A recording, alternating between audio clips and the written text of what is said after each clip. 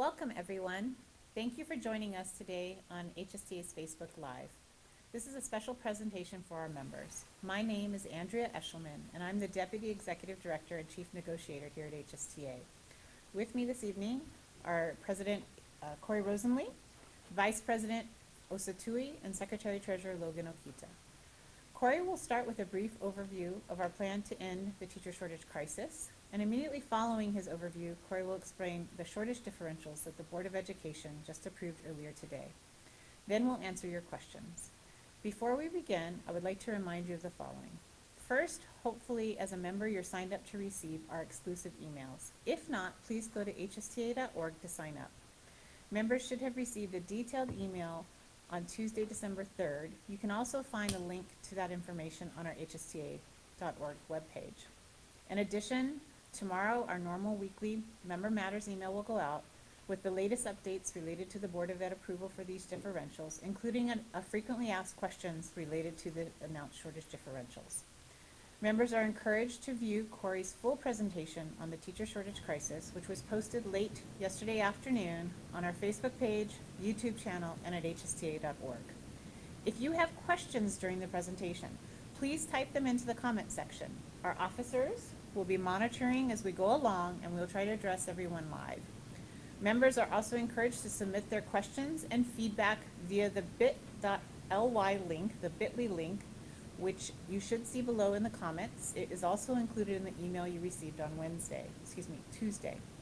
The address is bit.ly/TSC Form 2019.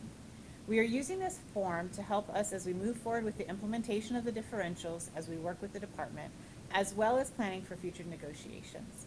Now, without further ado, I'd like to turn it over to Corey. Aloha, everyone. I'm Corey Rosenlee, your HSTA president, and thank you so much for joining us on Facebook Live. For years, HSTA has been saying that we have a teacher shortage problem in Hawaii and that we need to solve it. There's a much longer version of this PowerPoint that you can see on HSTA's Facebook page, but we want to give you a brief Cliff Note version, but we do encourage you to go on there. And as Andy said before, please at any point write down your questions so we can try to have them answered. So right now, how big is the teacher shortage crisis in Hawaii? We have over 1,000 positions currently that we cannot fill in Hawaii. Half of those are filled by substitutes, and substitutes don't even require a college degree anymore because we have so many substitutes in our classrooms. And this has a direct impact on our students. By our estimate, nearly 1/3 of all students in Hawaii, nearly 60,000 of our keiki, go to school, and on a daily basis, at least one of their teachers is non-qualified.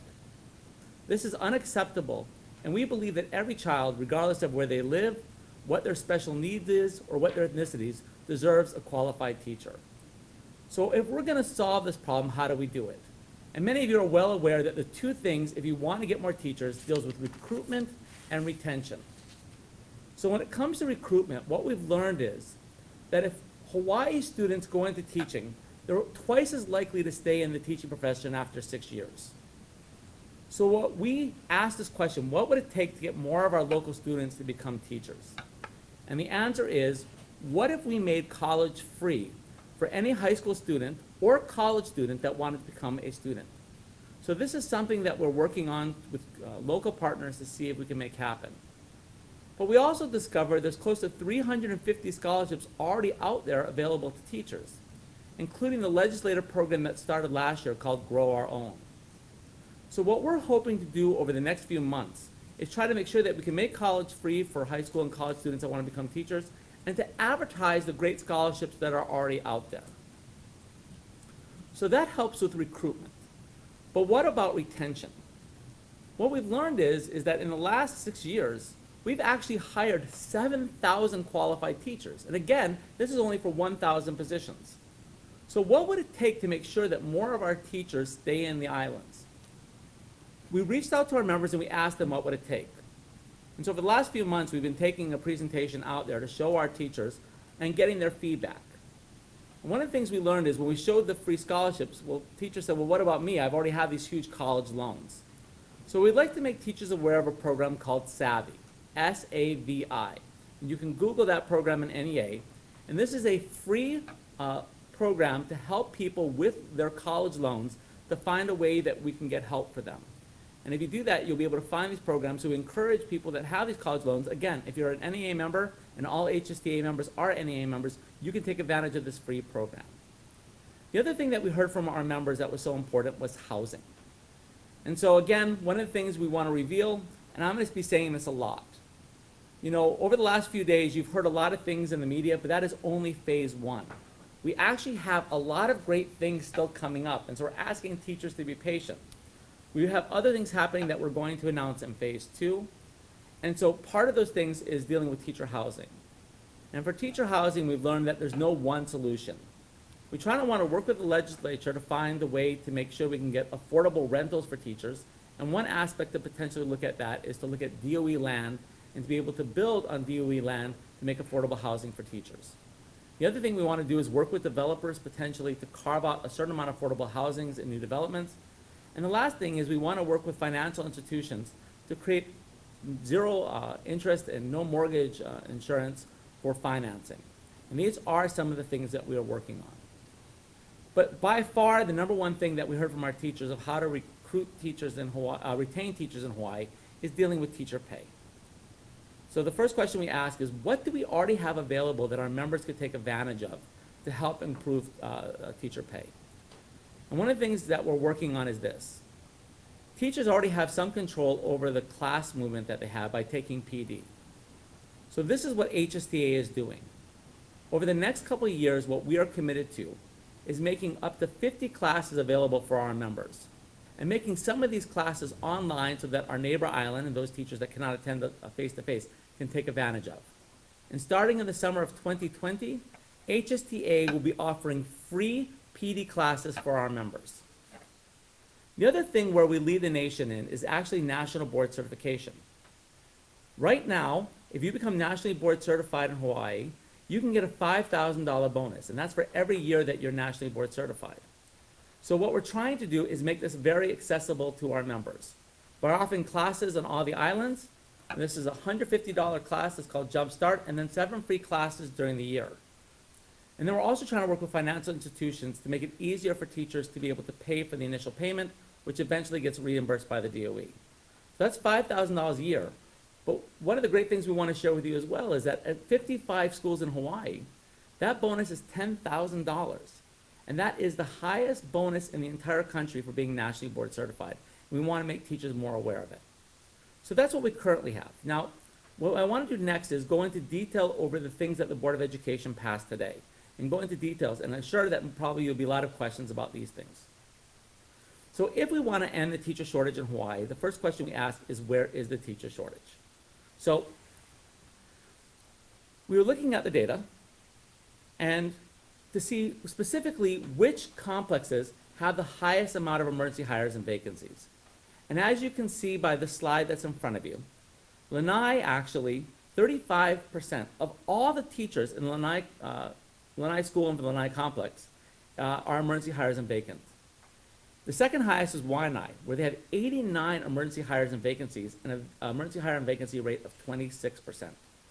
So if we want to end the teacher shortage, the question is, how do we get some of our most experienced and veteran teachers to go to these hardest to staff complexes where these students year after year are denied access to qualified teachers? And the reality is that's done across the country is you've got to incentivize going to these schools. So this is what was passed by the Board of Education today, is to create a shortage differential for hardest staff schools. And I'm going to be mentioning that word oftentimes. This is not just for any reason, but this is to fill a shortage problem at schools and getting more teachers to those areas. So there was, in order to determine how much each complex would get, they established 4 criteria.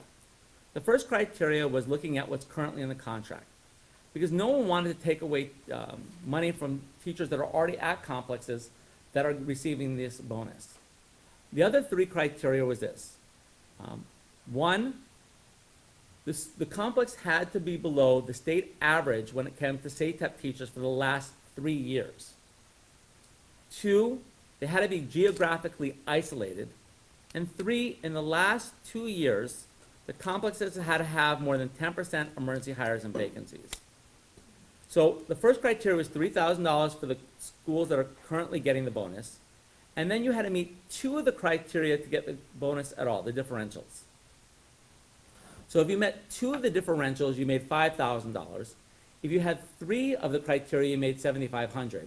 And if you had all 4 criteria, it was $8,000. And it breaks down, if you look at those criteria, which schools are able to get it. Okay. So, 2 complexes are continuing to get the $3,000 that they currently get, and that's Keao and Pahoa. There were 4 complexes that met 2 of the criteria. That was Kealakehi, Kohala, Konawaina, and Lahaina Luna. There was 2 complexes that met 3 of the criteria, and that's $7,500. And that's Honaka'a and Ka'u. And for 4 of the criteria, the complexes were Hana, Lanai, Molokai, Nanakuli, and Waianae. And in that $8,000 criteria, there was also 2 schools that perennially had a very difficult time recruiting and retaining teachers for their very unique needs. And that was Olamana and Hawaii School for the Deaf and Blind. The other area where we wanted to tackle is for special education. And for special education, Hawaii has had a hard time recruiting and retaining our special education teachers. In fact, the problem got so bad in 1993 that Hawaii was actually sued. And in that case, the field consent decree, the state had to pay $1.2 billion. And the big question is, what if we didn't have to spend that money, but we could do it proactively? Because the decree actually ended in 2005. 10 years later, we asked our teachers about it, and 40% of our special education teachers said they could not provide the IEP minutes required by law. And we've had several prominent attorneys tell us that Hawaii is in jeopardy of being sued again for not providing the required needs for our special needs students. So, for special education, by far, the biggest shortage we have in the state is come for special education teachers. So what the board passed today is a $10,000 differential for special education classroom teachers.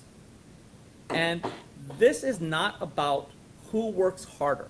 We know we have 3rd grade teachers that work very hard and math teachers that work all weekend doing robotics. This is a shortage we have in the state, and how do we get more teachers to go into SPED, and how do we retain our classroom special education teachers? The other area where we have a huge shortage in the state is in Hawaiian immersion. And this is actually required by law. There was a lawsuit this year where the state lost, saying they must provide Hawaiian immersion for our students. So the Board of Education today passed an $8,000 differential for those that are licensed Hawaiian immersion teachers. And it's important to note too in this, that if you are a special education teacher in a hard-to-staff area, you get both differentials. So for example, if you're a special education teacher in Waianae High School, you will be seeing an additional $18,000. So a lot of questions we have gotten about is, okay, these are great for these teachers in these 3 shortage areas, but what are we trying to do to raise salaries for all teachers? Now, one of the things that was in the Board of Education memo on the very bottom listed the next steps, phase 2, which is going to be happening in January. And as part of phase 2, 2 things were specifically mentioned that the superintendent is going to be bringing to the Board of Education. One is dealing with compression, the other is salary. So, first of all, what is compression? Compression is the idea that in many other districts across the United States, that teachers get compensated based on years of service. In Hawaii, we do not have that. What we have basically is something that we have to negotiate. So what we proposed in 2017 is that for every 2 years, teachers would move up in step. So that after 22 years, teachers would move the top of the scale. So if we did that, 2,100 teachers would be at the top and 6,000 teachers would move. And this is what it looks like. And I apologize for the small print, but this is the best way to show it. At the very top, you see on the left-hand side steps 5 to 14B, and at the top, years of service, going all the way from 0 to over 50 years. And if we move it up every 2 years, that's the black line. So all the numbers underneath it are those teachers that are not at their proper step if we moved every 2 years. And the problem right now is we have is teachers that have served from 2 years to 22 years all making the same salary.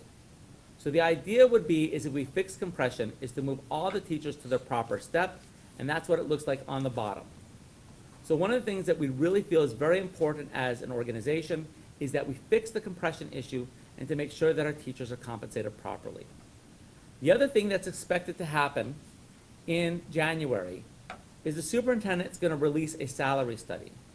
Now, there have been salary studies that have been done in the past, but the big difference between this and past salary studies, and this was mentioned today at the Board of Education, is that the expectation is for the first time they're going to adjust for cost of living. So we're asking teachers to be patient. There's a lot of things happening between phase 1 and phase 2, and we hope that we can come back here and do another Facebook Live to share with you the great things that are happening in phase 2.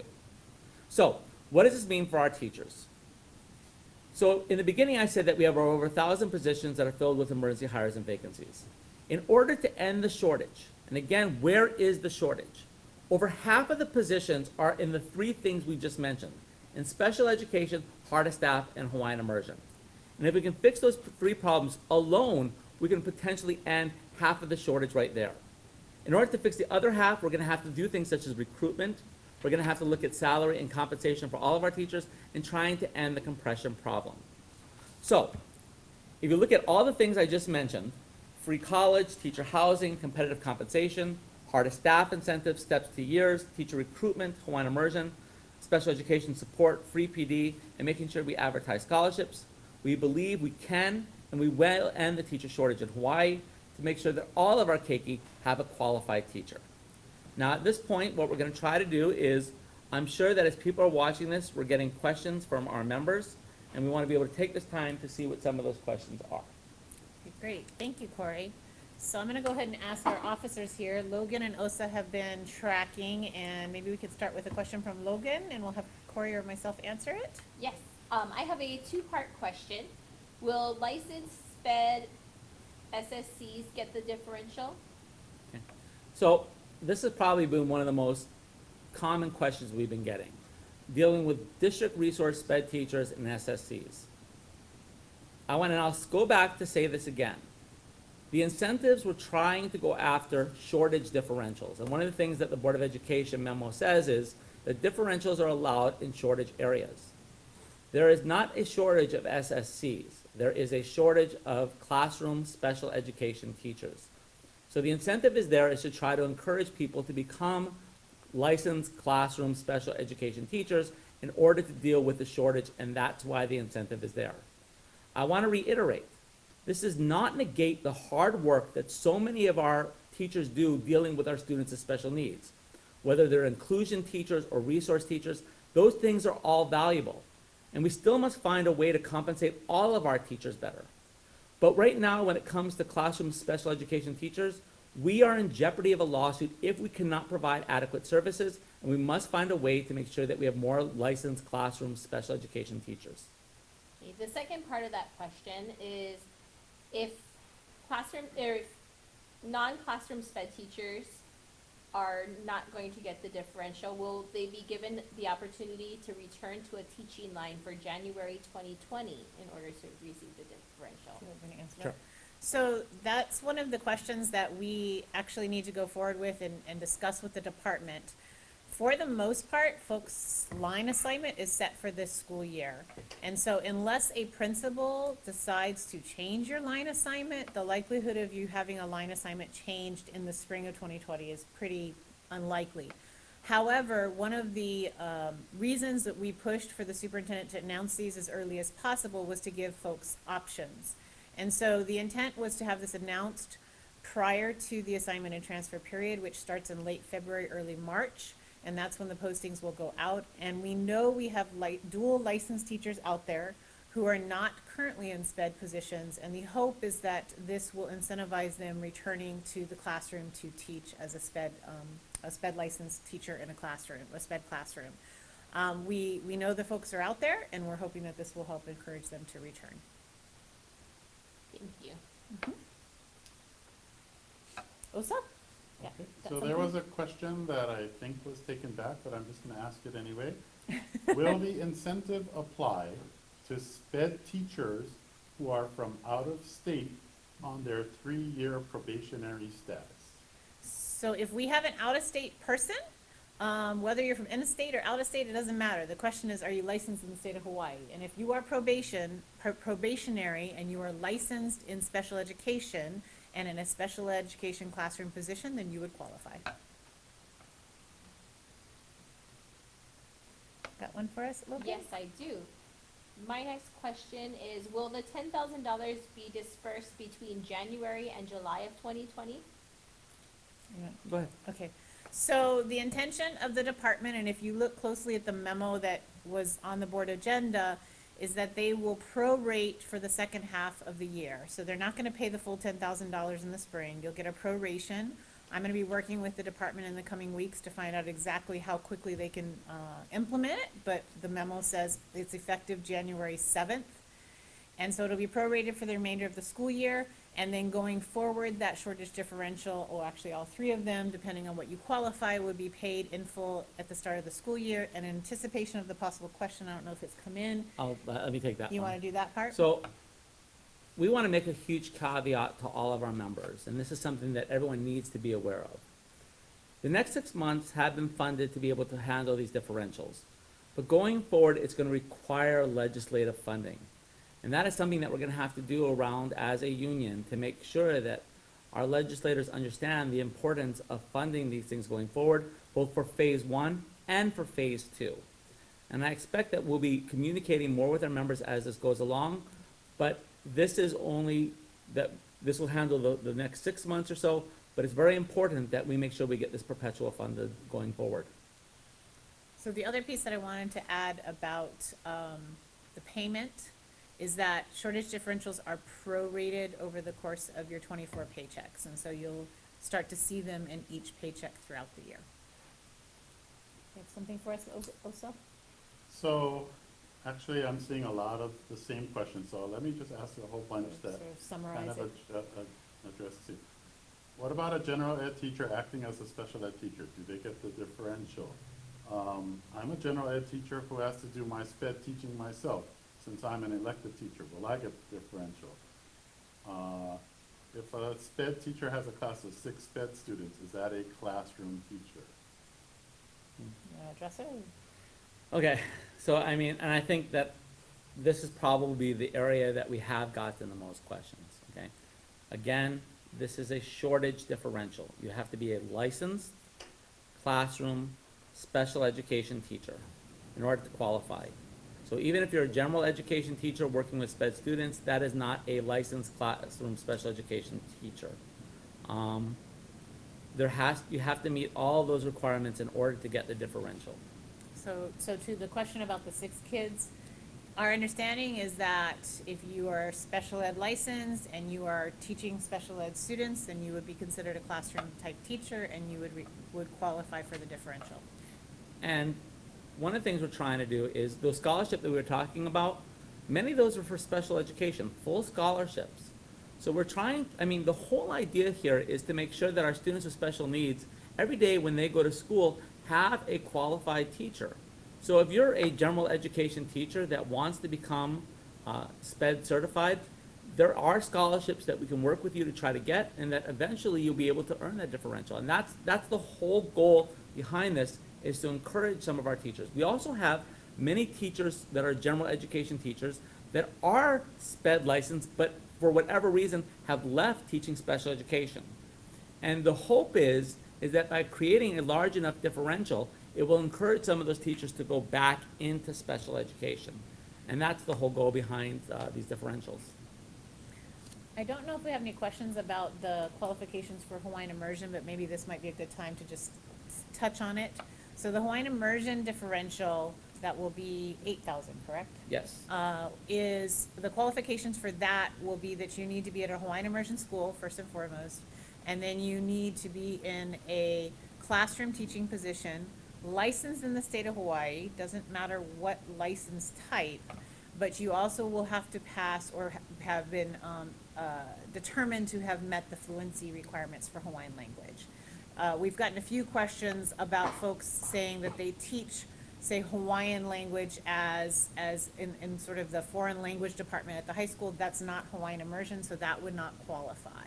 And if you are needing to know if you're a Hawaiian immersion program, you can definitely go on the DOE website, and there's a list of Hawaiian immersion schools, and we'll be linking to that in our FAQs tomorrow. Other questions? And while they're doing that, I just want to say something. A lot of these successes could not have been done without you. Over the last couple of months, thousands of you have signed the declaration to end the teacher shortage, and we want to say thank you to all of you. That is one of the benefits that we have as a union, is that we can all act together. And so a lot of these things could not have been done without the advocacy of our members. And I want to say personally, I think on behalf of every single one up here, we want to thank all of you for your effort to even get us to this point. And again, this is phase 1, and there's a lot more to come for phase 2. So my next question is about phase 2. When are they talking about adjusting for compression, and will it be before our next contract? So I'm going to read directly from the superintendent's memo because I think that's important for folks to know. So what she says is the Hawaii teacher shortage requires additional bold action to close the teacher vacancy gaps. While the differential pay being proposed for special education teachers, for teachers filling positions in hard-to-staff locations, and Hawaiian immersion teachers will help to narrow the number of teacher vacancies, additional action is necessary to retain licensed tenured teachers who are essential to closing the student achievement gap. I intend, meaning the superintendent, intends to address equity and compression in the teacher salaries via a forthcoming pilot project, and will return to the board early next year to provide additional information about that pilot. So there are a number of discussions ongoing right now, one of which she is waiting for her salary study to come back, but she is looking at a way to address the compression. We anticipate that her plan will include action before the start of the next contract. And I encourage you, the press conference that was yesterday with the governor, the chair, the superintendent, that was on Tuesday, is on Facebook. You can look at that and see the Facebook Live of that to see the exact things that the superintendent shared about that. And I'm going to say this over and over again. You know, even if trying to fix compression, that is something that has to be legislatively funded. And that's something that we're going to have to work towards. Question. Does the 10,000 apply to special education autism resource teachers? Because there is a shortage there. So the determination at this point by the superintendent was she wanted to target the shortage in the classroom. And so if you are a non-classroom teacher who does not have classroom responsibilities, it would not apply to you. And I'm going to want to say this because I've had contact with some teachers that asked questions about this. This is not to suggest that one teacher works harder than another teacher, or that another teacher is not valued more. This is just trying to get an incentive to make sure that we can fill these shortage areas. The other piece that I'll add as your chief negotiator is that we are preparing to go back to the table as early as Very next good point. summer, right? So we'll probably be at the table with the department and the superintendent by next August. And you're going to see this spring a series of surveys, and that's why we have the feedback link as well for the bit.ly specific to the teacher shortage crisis and these shortage differential announcements.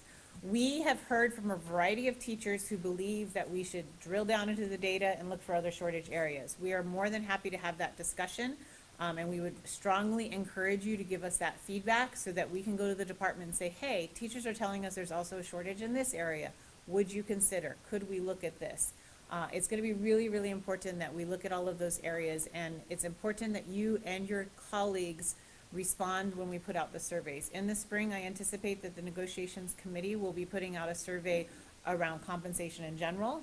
Some of the things we're also going to be asking about will be related to cost of living and the cost of being a teacher. We're getting a lot of feedback from members who talk about the fact that they're reaching into their own personal pockets to pay for their classroom supplies. We're going to be asking questions about working conditions and things of that nature as well. And so there'll be a series of probably 2 to 3 more surveys that will come out, and we really, really need your feedback because that data will be used at the table to justify our proposals that we go back to the employer, to the governor, the superintendent, and the Board of Ed in the summer and fall of next year. And I want to say, Andy makes an excellent point. We start bargaining, next school year already. And there are many things that we want to hear from you, our members. If there are things that you feel we should advocate for, there was an email that went out on Tuesday. There is a chance for you to fill in comments for that. Inside the comment section, there is a link that you can go to. And if there are things that you feel that we should be advocating for in the next bargaining contract, please share them. I want to point out that, we just got a step movement just A few weeks a ago. few weeks ago that saw an increase for all of our members. There is still going to be another across-the-board increase in November of next year. Start of second Okay. quarter next year. That is a 3.5% increase for our members. So those are the things that we got during the contract. This is, any of these things are, things that were not done through that contract, but just are add-ons. Other questions? The next question I have is, what if a teacher is a full-time teacher, but they are half-time in the classroom and half-time in a non-classroom position? Are they teaching, or is this, what, do we know Sped or hard sped? to Do we staff? know? It does not, Okay, Doesn't so matter one way or the I'll go other. through the options. Yeah. If you have some classroom instructional responsibility for students, you would qualify for the sped position if that was a sped classroom instruction Yeah. and you were licensed. You would qualify for the hard to staff regardless, as long as you teach at the school level at one of the hard to staff schools in those complexes that Corey mentioned. And you would qualify for the Hawaiian immersion if you were in a Hawaiian immersion school and you met the licensing as well as the fluency requirements. So as long as you have those requirements, you'll meet them. Other questions? Yep, many more. Oh, great. So what about inclusion teachers without a sped teacher support? What about inclusion general ed teachers who are the only teacher for the sped students? I think the answer is what Corey has indicated before. This is specifically to target the shortage area for special ed classroom teachers. I want to tell everyone, or to assure everyone, that your bargaining team, your negotiations committee is well aware that sped and inclusion is a huge issue. And I believe, as your chief negotiator, it's gonna be a big issue that we're gonna have to address in the next contract, and really drilling down to looking at working conditions. For example, in 2017, we were looking at things like additional recall pay for having to attend IEP meetings after school, looking at preparation time for inclusion, regular ed, and sped teachers to have planning time together so they can actually prepare for the instruction of students with special needs and things of that nature. And so while this shortage differential doesn't necessarily address those classroom teachers of regular ed, we are fully committed that this is just one part of a 5-year plan to address the teacher shortage, which will allow us to have fully licensed, qualified teachers in every classroom, and properly compensated as well. Good answer. Will the district start taking more years of service for sped teachers coming from out of state? With the districts, So will the okay, state so the consider more- 6-year, The the 6-year 6-year thing. rule, okay. So for some of you may not know, there currently is a 6-year rule when you start with the Department of Education. They'll only recognize up to 6 years of prior teaching service outside the state. That is not part of this immediate discussion, but I will tell you that we have been having discussions with the department on this, and we'll see whether that comes to fruition. One of the things I want to assure our members is that our position is that if we're going to look at changing the rules going forward, that we have to look at some sort of retroactivity recognition, because otherwise you're going to have people leapfrogging over others.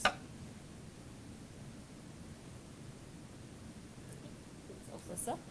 What would be considered a quote-unquote highly qualified teacher? I am tenured and teach at a Tier 4 school, Nanakuli Waianae Complex. Highly qualified. It'd be, the question is wait. license. Yeah, the issue is, for the qualification, it has nothing to do with whether you're It's not highly highly qualified. qualified for the position. So highly qualified has to do with whether, what, Hawaii yeah, it's actually Hawaii qualified, and it has to do with whether the course that you're teaching matches up with your licensure area. For the hard to staff, that is not, that doesn't really matter. All it matters is that you are licensed from HTSB to teach in the state of Hawaii, and you teach at a hard to staff school. That's all that it matters. And if you're tenured, then you must be licensed in the state, so you would qualify. Okay. Can you get multiple differentials? For instance, if you're a sped teacher in a hard-to-fill school, do you get both? Or if you're an immersion, if you teach Hawaiian immersion in a hard-to-fill complex area? I'll Would take you that like one. to talk about your Yeah. purple unicorn? Yes. We're still looking for the purple unicorn. So basically, you can get what's called stacking. If you are in a hardest staff, you get the one differential. If you're special education in that hardest staff area, you get both differentials. If you're a hardest staff, Hawaiian immersion, special education, you get all three differentials. And the purple unicorn that we're looking for is a nationally board certified teacher in a hardest staff area Hawaiian who is immersion. Hawaiian immersion and special education. And if there is that teacher out there, that would be a $38,000 differential for having all four of those qualifications. And email Corey, because he wants to talk to you. I want to know if there's any teacher that actually gets all four of those. All right? Let's see. You guys are doing a great job with a lot of questions, it seems like. In the next phase, could you consider proposing a separate pay scale for SPED teachers like some other states in the nation?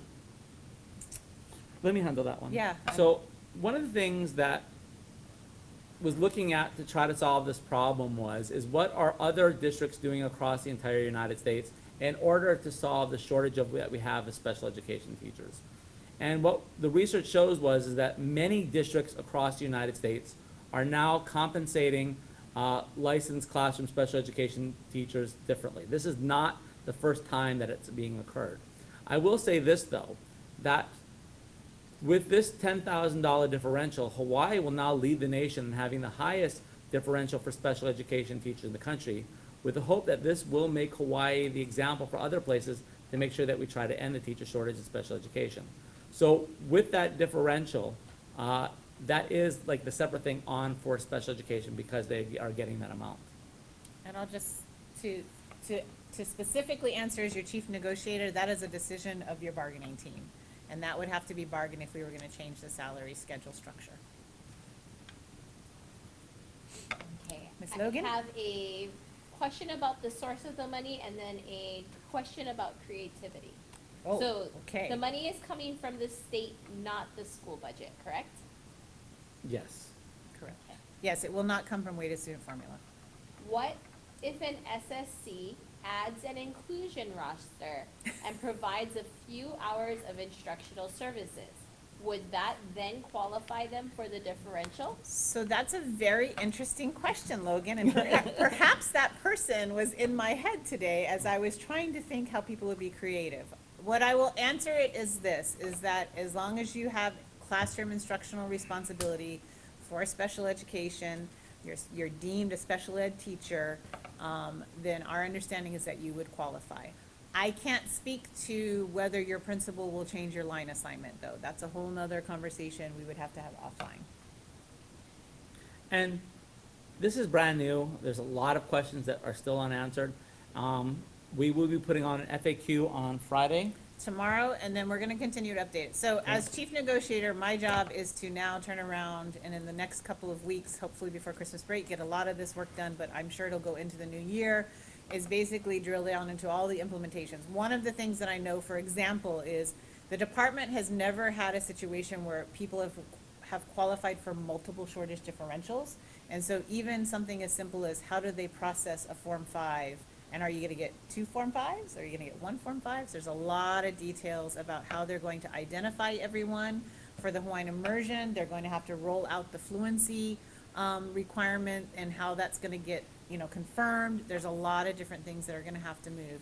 In the case of our schools that are currently receiving hard to staff differentials, we're gonna have to have a discussion about how we transition those schools to add money if they qualify, and then how do we add the additional schools on. So lots of moving parts, and you will probably see repeated updates of FAQs. I will tell you that our communications folks, I'm looking to Kioki right now, are gonna be putting together, they're working on a web page where we're gonna have sort of a landing place on our website where the FAQs will be updated.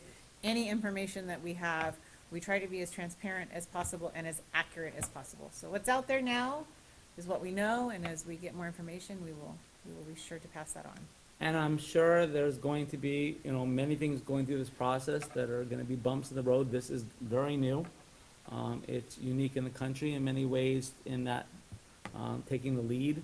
And so we'll have to try to, figure this out as it goes along. Question, many of us were told SPED positions will be slashed or lost due to a change in the way SPED was going to be funded, and that much of SPED funding was going to come out of the school's weighted student formula. Was this supposed to be for related or support staff, or are schools still looking to cut BU 5 lines? Very simply, and then you. Go ahead. We're just still So- talking about this one, because this has been a lot of conversation from our members. So, we are currently in active, what's called consult and confer with the department about their plans to change the way funding occurs for special ed. So currently what happens is for special ed positions, and it's a particular program ID, you get SPED teacher positions, Article 6 positions, as well as EAs. The department has announced that they would like to change that to convert it to cash or to money. And then the school will decide how they're going to spend that money. So they could buy more teacher positions, they could buy more EAs, and there's a little bit more flexibility. We have a lot of questions about it, and that back and forth is happening as we speak. What I will say is that that is not coming from weighted student formula. It's a totally different program ID, so it has nothing to do with weighted student formula, but some of the confusion may be because the proposed name is special ed per pupil allocation. The principals are currently supposed to be putting together their plans, and they're due at the end of the month. We have requested information on all of those plans, and so I'm hoping in the new year we'll have that information and be able to put out more information for members. The other piece I will tell you is we do not anticipate that anyone that is in our bargaining unit will lose their job. There is such a shortage in special education. Now, that does not mean that there might not be what's called a staff reduction, which means perhaps you might teach at Kapolei Elementary and you might be staff reduced and placed at, say, Makakilo Elementary. Not a great experience, but no one should be laid off within our bargaining unit. If you have more questions about that and you need clarification, or if, for example, your principal is telling you, oh, you in particular are gonna lose your job and you're confused about that, please contact whatever your local HSTA office is and ask to speak with a UNISERV, and they can consult with you and answer questions. And just to quickly add on that one, this is a new policy. Principals were shown budgets that were from the past year, not this year. Second of all, they had 10% that were taken off that was given to the complex area. That money should have actually started to go back by December 1st, 5%, another 5% by the end of this year for most schools. So, you know, we won't know until the end, but every year there's some teacher movement based for special education because it's based on the needs of the children. But as we said before, there are hundreds and hundreds of vacancies that we have in special education. So we do not anticipate that any special education teacher will lose their jobs. In fact, we need more special education teachers. There's a lot of mention of hard-to-staff schools, yet many schools that aren't considered hard-to-staff have many vacancies in general education positions. How do you plan to fill those vacancies? I'll take Go this ahead. one.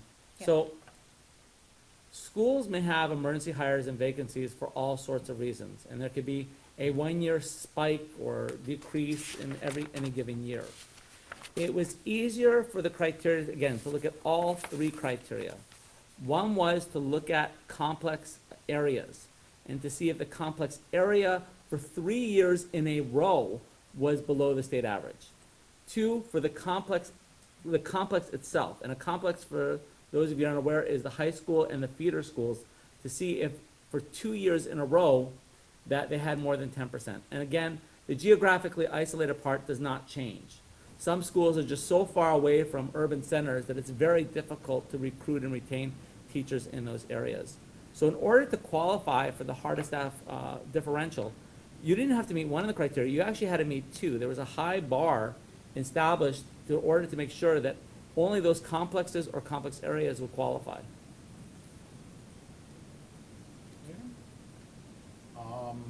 Do emergency hires who hold emergency certification from the Standards Board count as licensed or certified? Emergency hires are not considered licensed for the purposes of the differentials.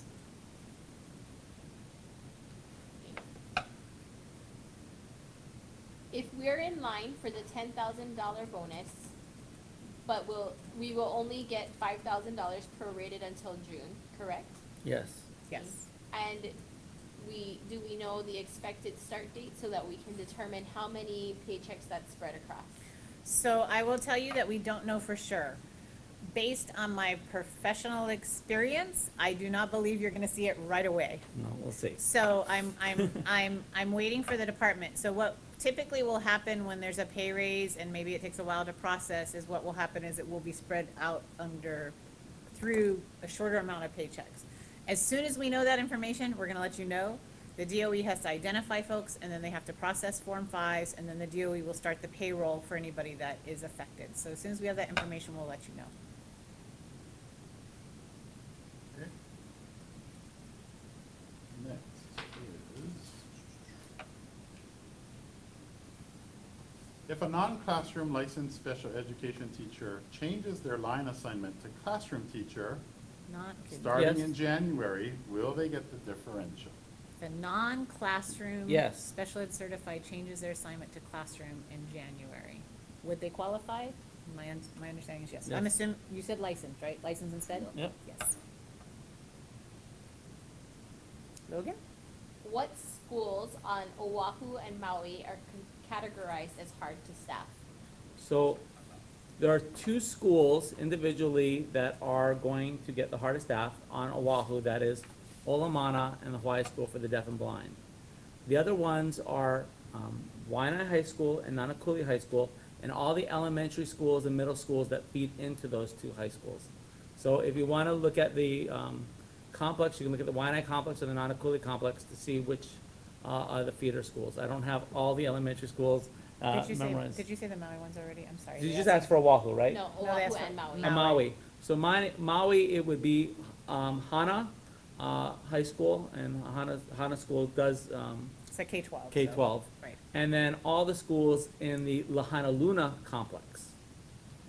And Again, if you can you Google that don't one. know that list, Google on the DOE. We It's have really it up fun. now on the screen. Yes. Okay, great. There you go. A Well, actually, those follow-up- are the individual schools, but yes, okay. And in our web story, there's a lengthy description, and we also have what they have now and what they're going to get, so the old and the new. Okay, so we would refer you as well to our website, and then our communications folks are saying that that list is in there. And then perhaps Kyoki, for tomorrow's story, we can maybe link to I can give you the page that has the list of the schools or something like that. Great. A follow-up to that is, are the schools at the $3,000 level, Kea'au and Pohoa. Pahoa Complex. at risk of losing their status? No, basically, everyone agreed that no teacher should lose what they're currently getting. And if those schools are no longer hard to staff, well, then that maybe shows the differential is working, and that's what we're trying to achieve. Unrelated, sort of, but relevant lately. When looking up the free Hawaiian language classes offered through UH, the class times were during the school day. No classes were offered after the school day. So my understanding, and this is from the conversation I had with a few people last week, is that there was an option to inquire about a class being put together to offer. There is also an online class, but I was told by the department to refer all questions about that to the Office of Hawaiian Education at the DOE, and they will help you get the answers to your questions about those courses. Why can't a teacher transfer into SPED if highly qualified but not certified? If they're highly qualified but not certified, so certified is sort of a funky word. The technical term is licensed, and you would not be able to transfer into a SPED position unless you were licensed in SPED, and I do not believe you would be highly qualified in SPED, and that's why you wouldn't be able to transfer. Certified is sort of an older term that's used interchangeably with licensed. Okay, we have a question. I am a licensed teacher in special education, but I am not in a hard-to-fill school. Would I qualify for this raise? You would qualify for the 10,000. Yes, you'd be getting a $10,000 differential. That's across all DOE schools. If a licensed special education SSC is also directly teaching students, will they qualify for the differential? So the question is, what is directly teaching students? And the criteria that is used for what is considered a classroom teacher is still something that you know, There would need to be a roster attached to them somehow. Well, So I we're- think we're there's- trying to there's- figure that out. there's still some things that we don't know on that, yes. I believe we've come to the end of the questions. Oh, Great. goodness. Think Okay, we so let me look at my covered script them here. all. Okay. So it looks like we've covered all of our questions. I want to remind folks that, check your email. There was a very detailed email that went out on Tuesday, December 3rd. You can also look at that, basically the same information in the web story that is on hsta.org right now. I would encourage you to watch Corey's full presentation that gives a lot more details about the 5-year plan and all of the different things that we're working on, including teacher housing, including programs to attract teachers, programs to retain teachers, more information about professional development, things of that nature. That video is on our Facebook page, it's also on our YouTube page, and it's also on our hsta.org page. I would encourage you to utilize the bit.ly form. There's also a link in your email to give feedback on anything related to the teacher shortage crisis and/or these shortage differentials that were recently announced. Tomorrow, we will be having our regular Friday Member Matters, and as we do every Friday, with more details and an FAQ that we're developing, and that will be added to and updated as we go along. And again, that will be found on our webpage as well. And so, Corey, I'm going to ask, is there anything else you want to cover before we wrap up? So just again, that, you know, expect to hear from us in January with phase 2. During the legislative session, which is between January and May, we're gonna be reaching out to our members to make sure that we can get these things funded in the future. And we're gonna need our help of all of our members to make sure that we can achieve that. I wanna thank you all for being members of HSTA, and through our combined work, we're able to make sure that we can give all of our KPs the schools they deserve. And I'd like to thank Logan and OSA especially for helping monitor the questions and help us with the answers as we go through. And I'm sure if you have more comments, if you're seeing this not live, but later on, and you want to add those comments, I can't promise that those things will be immediate, but we'll be sure to follow through and look at this once in a while to make sure that we can answer some of these questions and try to make sure that all of our members have the questions that they want. Answers to the questions. Thank yeah. you. There we go. Thank you so much for joining Okay, us, thank and you. I think that is a wrap for us. Thank you all. Thank you. Aloha and bye-bye.